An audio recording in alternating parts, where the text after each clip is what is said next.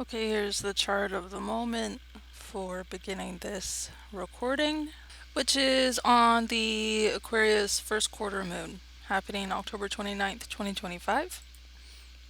So here's the chart for the moon. We've got moon at 6:30 and sun at 6:30 in fixed signs. You can see that here as well. Let's just take a peek at what's going on with this chart. Right off the bat, is there anything with sun or moon?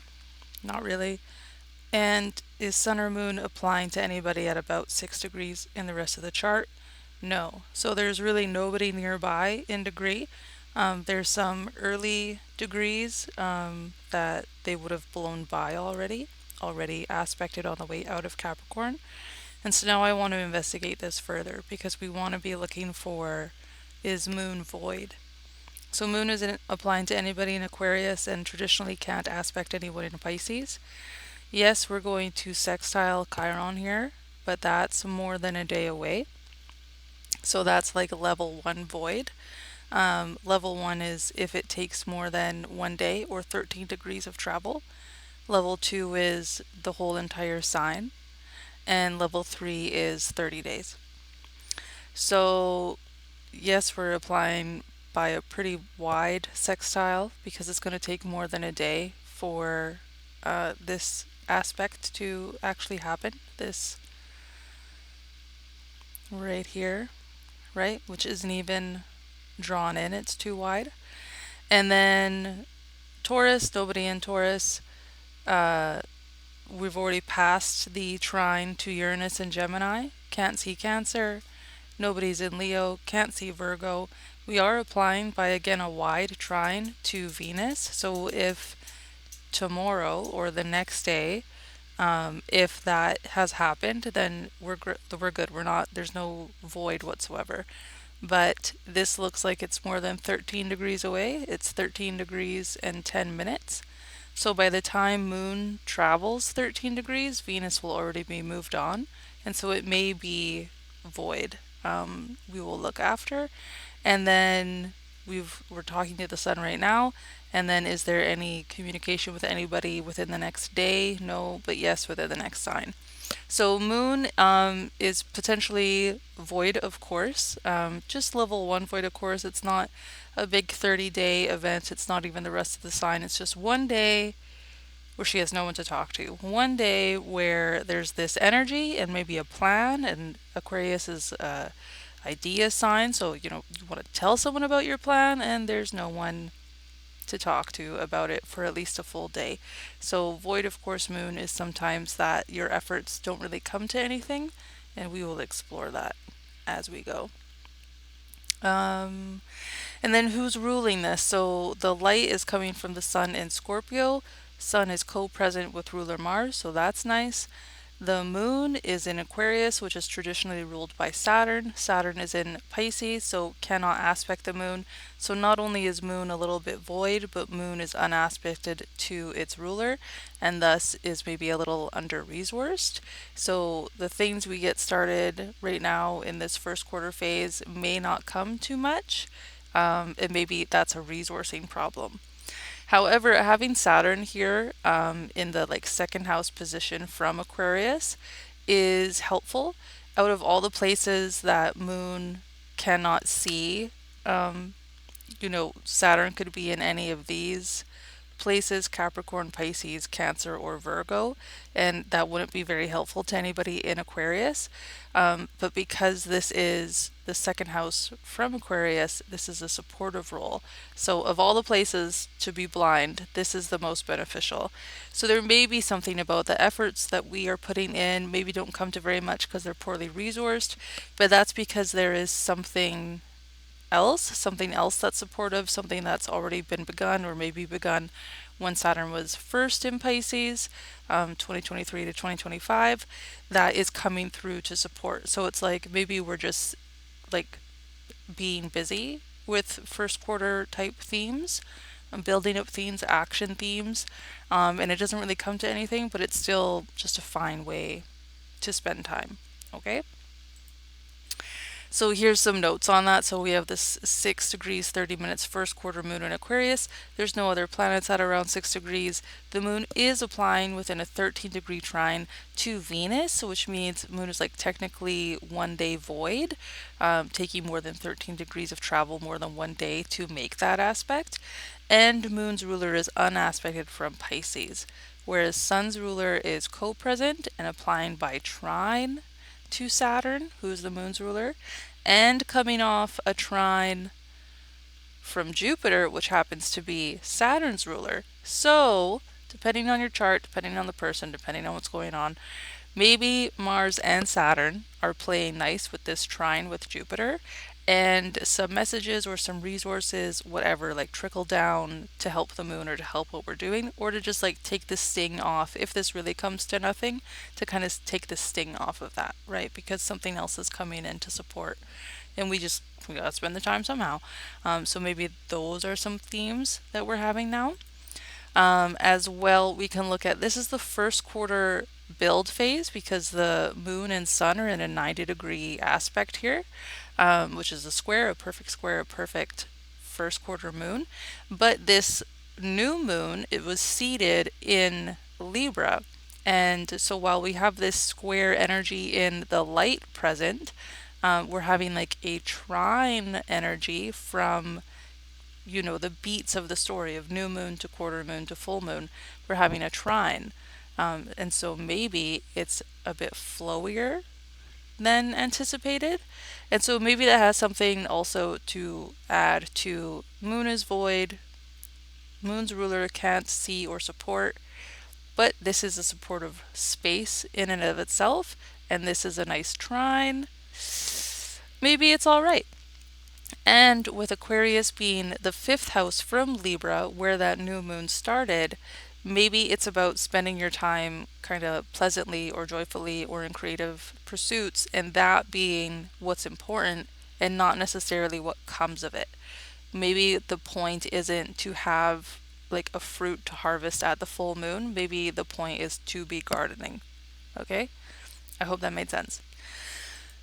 So, in the monthly cycle, as I said, Libra new moon a week ago. This is the Aquarius first quarter moon. In 1 week, we'll release all of what's been going on this month at the Taurus full moon, and then we'll start to wrap it up at the Leo quarter moon to have our Scorpio new moon at the end of November.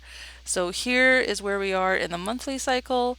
For the past week, you've been setting intentions or starting some plan or starting a new mindset.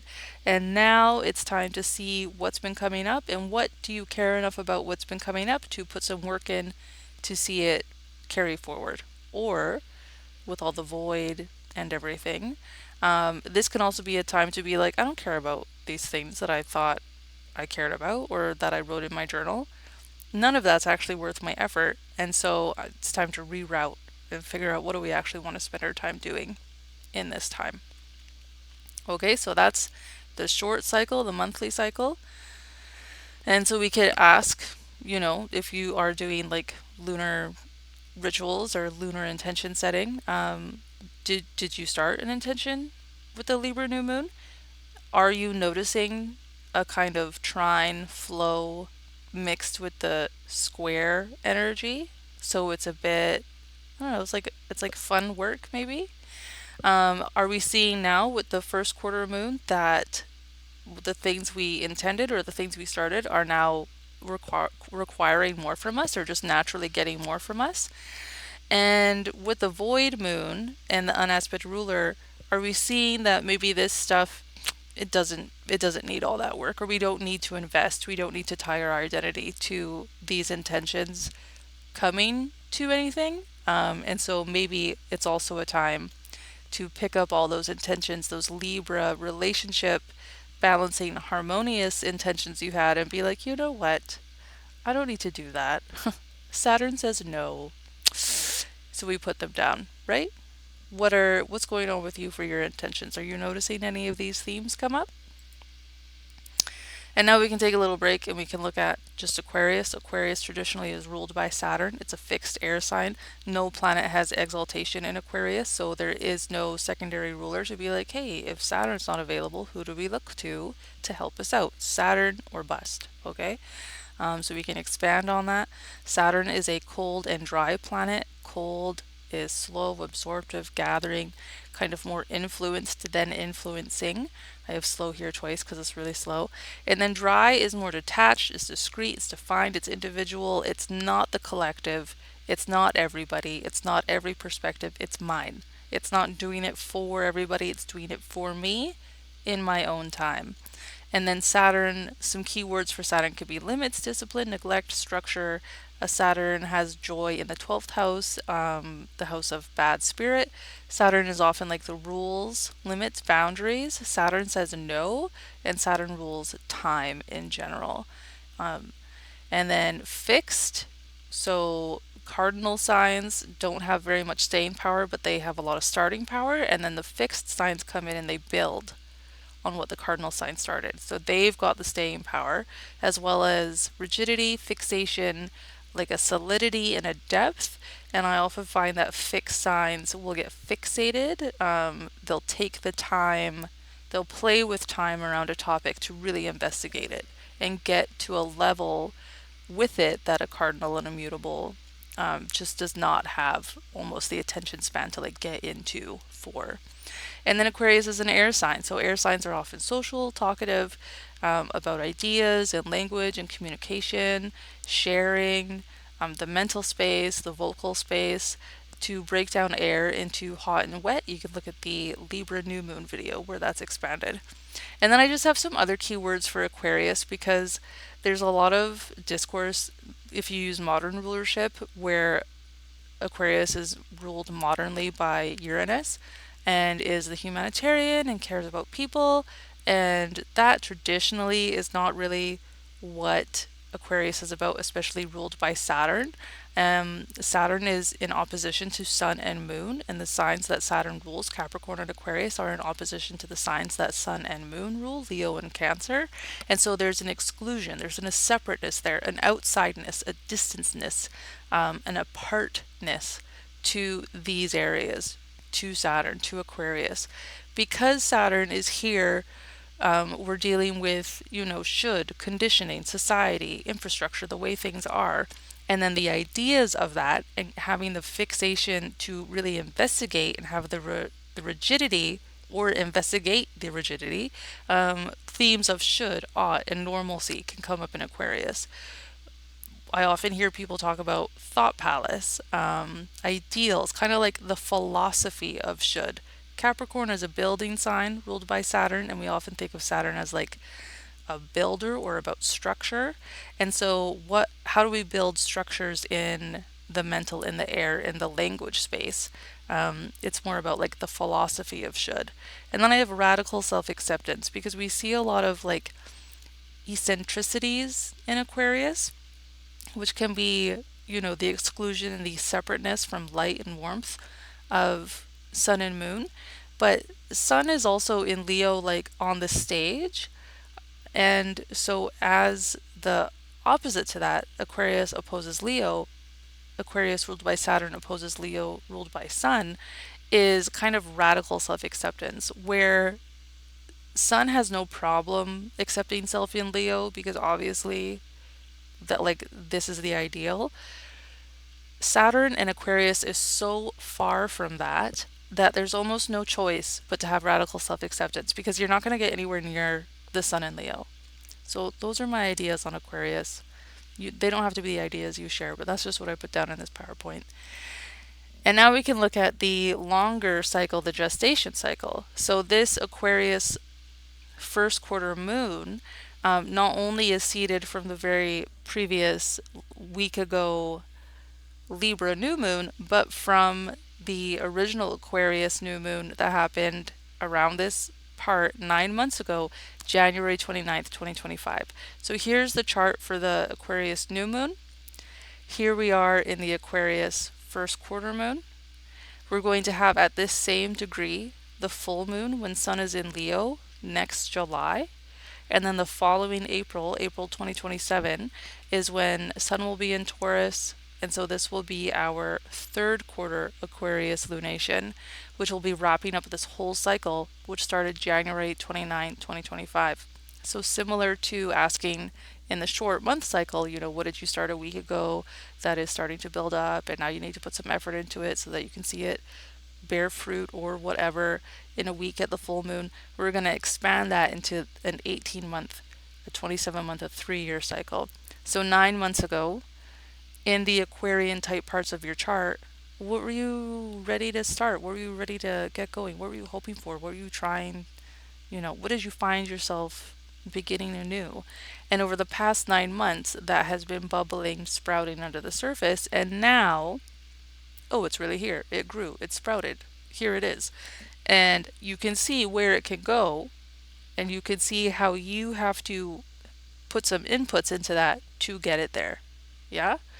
And then next July we'll have that full moon illumination moment where Sun and Leo will be really shining.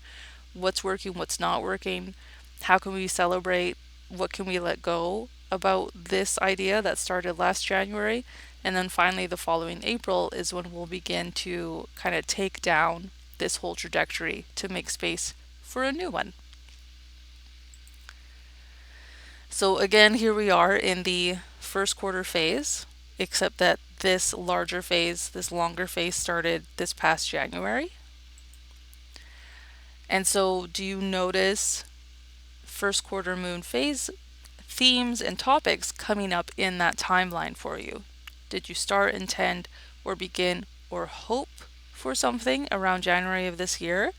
And now what can you see of that is apparent. It is in your life, if even in a small amount, that now, since you can see that it's there, you want to start actually working for. And now back to the fact of the chart that moon is technically void for a day and unaspected to a ruler, even though the ruler is right there in the second house position of support. How do themes of surrender and releasing control, and with the ruler of this lunation of being in the second house, trusting yourself, like trusting that you are supported, the support is coming. It's something you already built in previously because this is not the first time Saturn's in Pisces. So how do we work on what we want to work on and release control, surrender ideas of the outcome for what it is we're working on? How do we just work on it for the sake of working on it, and maybe not for the sake of what it will turn into? And again, over a longer 9-month period. Like, don't be defeatist that maybe what you're working on won't come to fruition.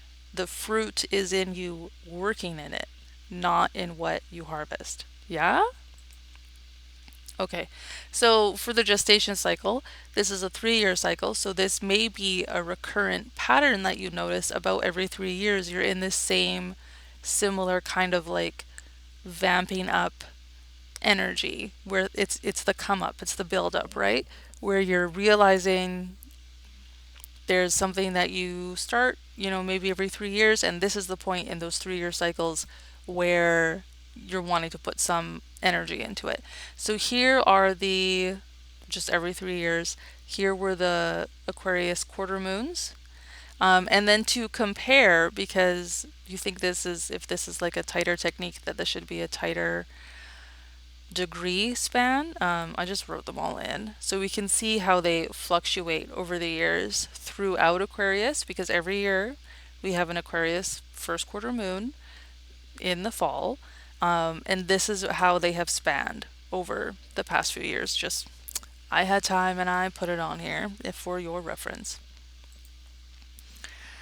And now horoscopes. So for the Aquarius people, this moon is in your first house, and so we're maybe having themes of building up self, character, principles, the direction you want to go. And then because of the void and Saturn being here, like ruling but unaspected but supportive, releasing control of how you're perceived, the outcomes of the direction you're going, or the new habits you're trying to start for yourself, the new identities you're trying to put on. Just try it, right? Just put some energy into it.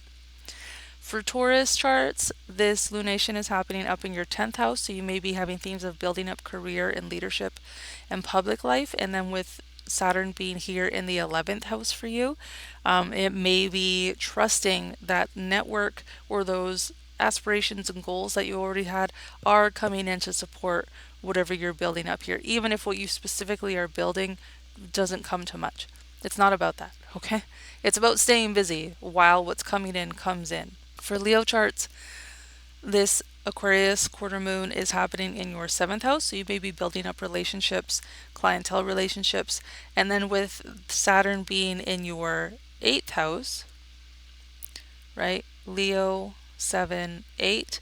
With Saturn being in your 8th house, you may have to release kind of the idea or the control of what others are bringing into, right? Like you can only build what you can only agree to bring into a relationship, what you agree to bring in, regardless of what you're going to get out of it, because you don't have any control over that. You have no guarantee over that.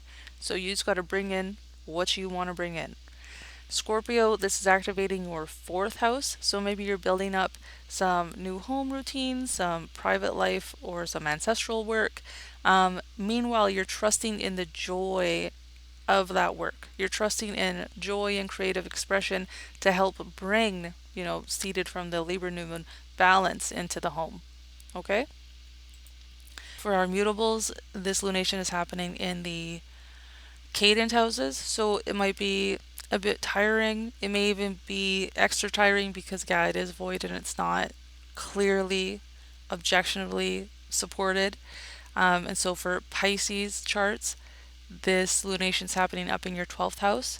And so, with the ruler in your first house right now, it may be a time to trust yourself and trust the skills like that you've already implemented to see yourself through some new self-care, some new private hidden, the mental health care strategies that we implement when you're all alone in your mind. Trust that you've got it. Trust that you are supporting yourself while you do that work.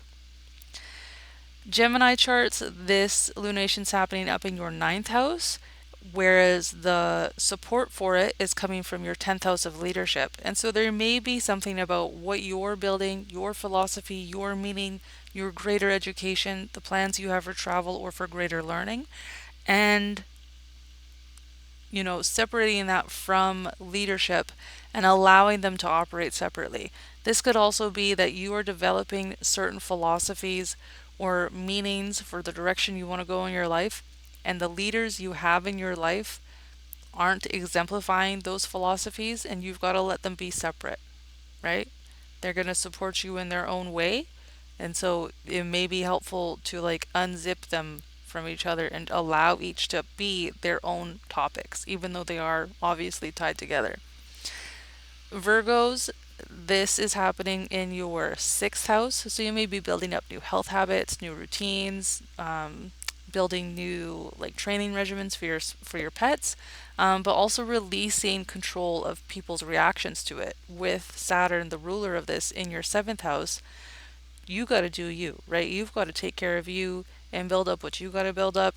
And if no one ever gets the benefit of that, if that never comes to anything, and like this isn't supporting other people, you got to support you.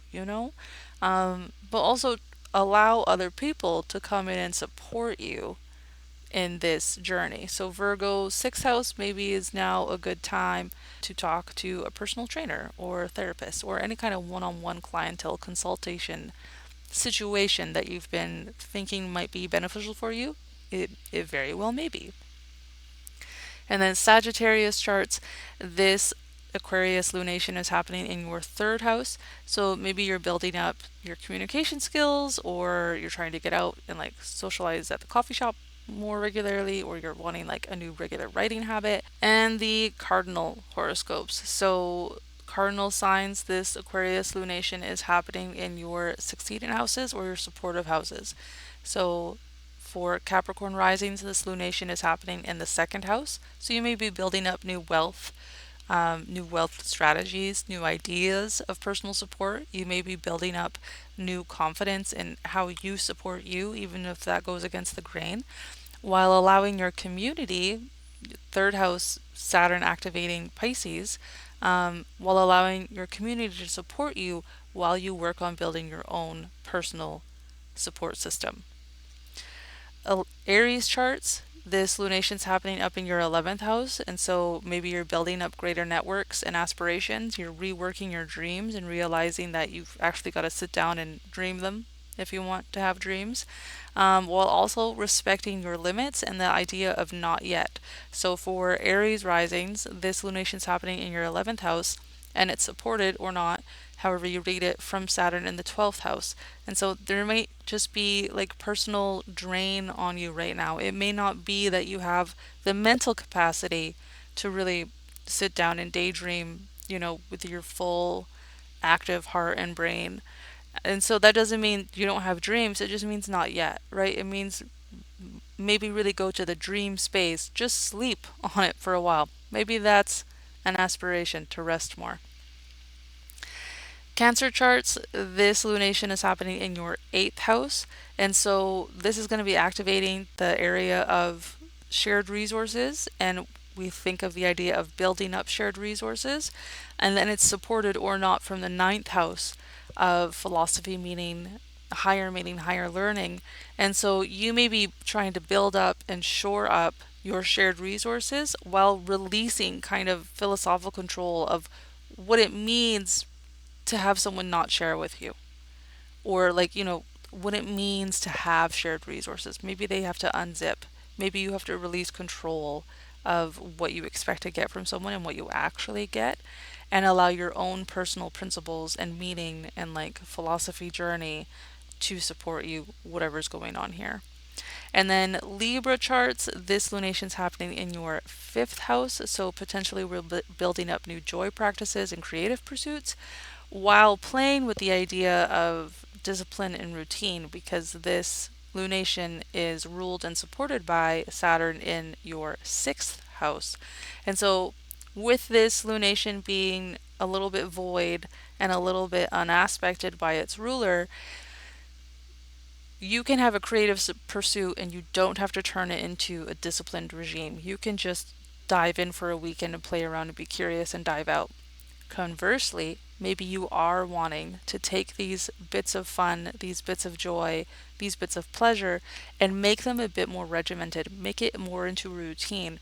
Show up for yourself with some discipline to like build these joy moments into a habit. And maybe, maybe it's I don't know, maybe you're trying to paint, and by the time you get to the full moon, either in Taurus or July 2026, you get to the full moon from Leo, maybe you realize that like a painting's not for you. In the meantime, you have built up a habit of showing up creatively for yourself. So the fact that it's painting doesn't matter. The fact that you did it does. Okay, thanks for tuning in. That is my Aquarius first quarter snippet. If you would like to support my channel, please comment, like, subscribe. If you would like to support me, there are links in the description. Bye!